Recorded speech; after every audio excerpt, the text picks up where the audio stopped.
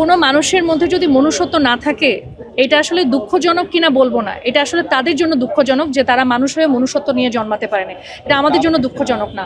আমরা মানুষ, আমাদের মধ্যে মনুষ্যত্ব আছে। আজকে কোনো মানুষ কষ্ট পেলে আমার খারাপ লাগে, যদি অন্য একটা মানুষের কষ্ট পাওয়ার পরে খারাপ না লাগে, এটা তার আফসোস করা দরকার যে সে মানুষ হয়েও তার মানবিকতাটা নাই। সো এটা আমার আফসোস না, এটা তার আফসোসের বিষয়। কারিনার সবচেয়ে চমৎকার বিষয় হচ্ছে ওর হাসি। সব মশার বিরুদ্ধে সুরক্ষা দিতে এলো বসুন্ধরা এক্সট্রিম অ্যারোসল, মশার বিরুদ্ধে এক্সট্রিম সুরক্ষা। ও খিলখিল করে হাসতো, মন খুলে হাসতো। আসলে কারণ মনের মধ্যে প্যাচগোছ থাকলে এত সুন্দর করে হাসা যায় না। ও অনেক সুন্দর করে হাসতো, অনেক ছোটোখাটো বিষয়ে খুশি হইতো, মানুষকে প্রশংসা করতো, মানুষকে অনেক ভালোবাসতো।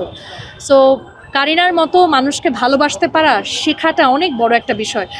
আমাকে যদি জিজ্ঞেস করো আমি জীবনে কী হতে চাই, আমি জীবনে কারিনার মতো হতে চাই, যে আমি এরকম পরিষ্কার মন নিয়ে সবাইকে ভালোবাসতে চাই। আমি ছোটোবেলা থেকে অনেক স্পন্টেনিয়াস, অনেক লাফালাফি করি। আমার জীবনের এই বয়সটাতে এসে আই মেট কারিনা। আমার কাছে মনে হচ্ছিল শি ইজ মাই সোলমেট, এবং আমরা দুজনে অনেক এক্সপ্রেসিভ, আমরা দুজন অনেক বলতাম, দুজনকে পছন্দ করি, এবং আমরা কিন্তু চিঠিও লিখতাম। কারিনা আমাকে আমার কোন জিনিস পছন্দ, কোন জিনিস অপছন্দ ও সব জানতো। কোনো কিছু গিফট করলে আমাকে চিঠিতে সুন্দর করে লিখে দিত, অ্যান্ড ও আমাকে এত সুন্দর করে প্রত্যেকটা জিনিস লিখতো। I have all the notes. আমার কাছে মনে হয় আমি কারিনা এই জিনিসটা অনেক মিস করবো, কারণ ওর মতো করে কেউ আমাকে এত প্রশংসা করতো না।